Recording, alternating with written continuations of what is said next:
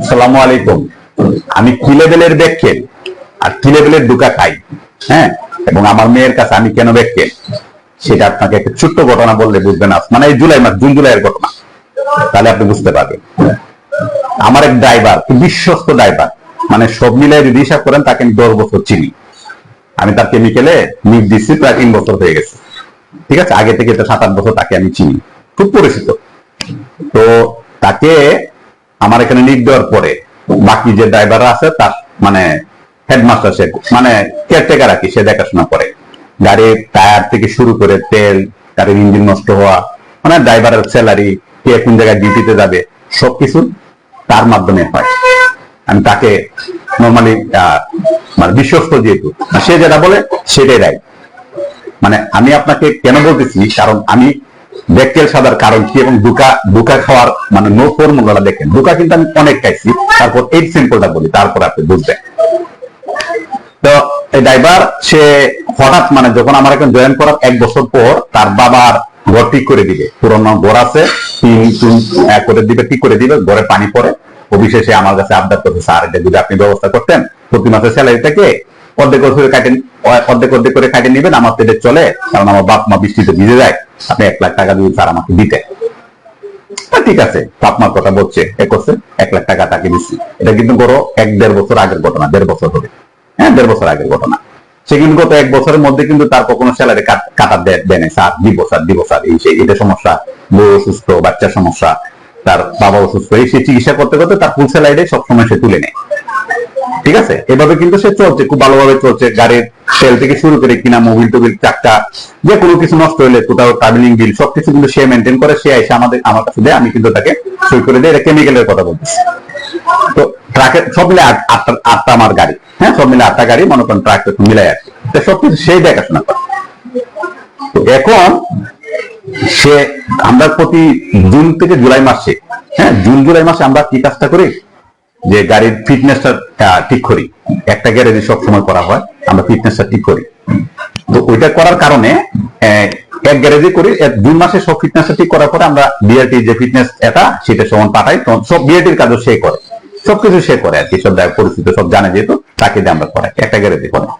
গত জুন মাসে যেটা করাইতে চাচ্ছি আমরা, যে ফিটনেসের ব্যাপারটা, সে কি করতেছে, যে স্যার জুন মাসে এবার গ্যারেজে গেছিলাম, স্যার তুলে আছে আসল মেকানিক্স নাই, মানে বুগি সুগি যারা মেকানিক্স নাই, মালিক বিদেশে গেছে, তার সমস্যা, স্যার আমরা জুলাই মাসে করাই। আমি ঠিক আছে করাও, গাড়ি দিতে আছে জুলাই মাসে 1 মাস পরে করা, সমস্যা নেই। সেভাবে করে গাড়ি মনে করেন জুলাই মাসে নর্মালি ইয়া করা শুরু হয়েছে, আপনার যে চেকিং শুরু হয়েছে, ঠিক করা শুরু হয়েছে। আর একটা টায়ার লাগবে, একটা ইঞ্জিন লাগবে, একটা ব্রেক শু লাগবে, এরকম করে করে যা যা লাগে গাড়ি করে একটা করে এরকম ঠিক করে নিচ্ছে। আমরা 1 লাখ টাকা আগে অ্যাডভান্স করছি, এরকম করে করছে। জুলাই মাসে যখন 20 তারিখ হয়েছে, তখন মানে তার গাড়িটা দিচ্ছে, লাস্টে তার গাড়িটা দিচ্ছে, বাকি সব হয়েছে। তার গাড়িটা দেওয়ার পরে সব ঠিকঠাক করার পরে 2টার ইঞ্জিন চেঞ্জ করে সব মিলে বিল আসছে আপনার 6 লাখ টাকার মতো, হ্যাঁ 6 লাখ টাকার মতো বিল আসছে। এর মধ্যে আমরা বলতে স্যার ইঞ্জিন কিনা লাগবে, আগে আমরা আরো 2 লাখ টাকা অ্যাডভান্স করছি, তাকে দিচ্ছি। গাড়ি যেহেতু ঠিক করা হয়েছে, তো 3 লাখ কত সামথিং তার বাকি আছে, লাস্টে 3 লাখ কত যেন 20,000 না 25,000 টাকা তার করছে বাকি রয়েছে। যে লাস্টে তার গাড়িটা যেমন আনবে, দেন দিয়ে নিয়ে আসবে, গ্যারেজে পরিচিত, সমস্যা কি, নিয়ে আসতে গেলাম। অবিশ্বাস্ত এই বিষয়টা। সে কি করছে,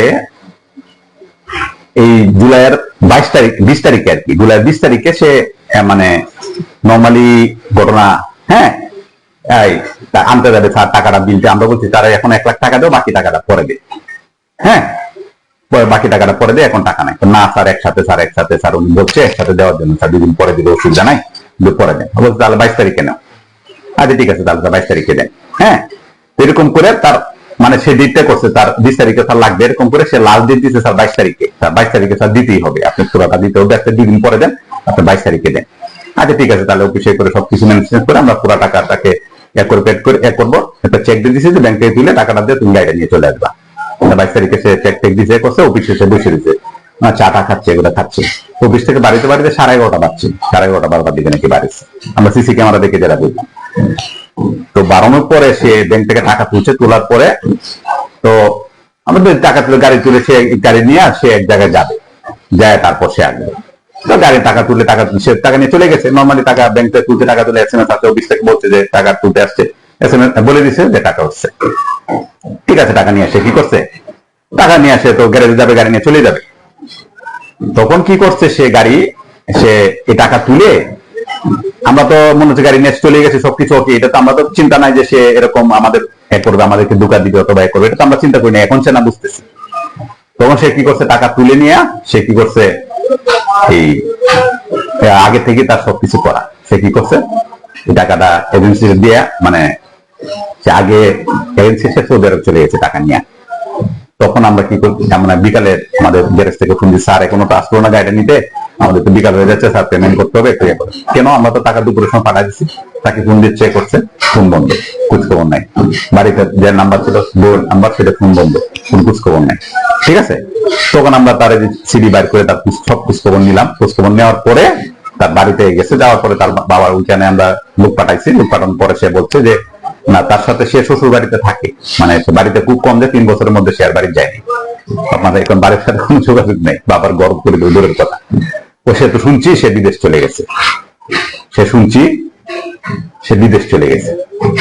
তখন তারপর আমরা তো খোঁজ সব বললাম, তখন যে 1 লাখ টাকা নিয়েছিল, 1 লাখ টাকা নিয়ে প্রথম সে সৌদি আরবে যে যাবে, এই টাকাটা আগে অ্যাডভান্স করছিল, বাকি সব আস্তে আস্তে সে ক্লিয়ার করছে। তো ওই তারিখে 22 তারিখে তার 3টা না 4টার সময় তার ফ্লাইট। এই টাকাটা নিয়ে এজেন্সি সে দিবে, দিয়ে কিছু টাকা এজেন্সি দিবে, কিছু টাকা তার বউকে দিবে, দিয়ে বাকি কিছু টাকা নিয়ে এসে সৌদি আরব চলে। তার অনেক 1.5 বছর আগে থেকে তার প্ল্যান করা। আমি আমার বিশ্বাস করে দেখেন, আমার দুকাবাদ গুলো, আমি যে বুকা হব, আমি যে ব্যাখ্যা হবো, আমার বিশ্বাসের বিষয়গুলো দেখেন।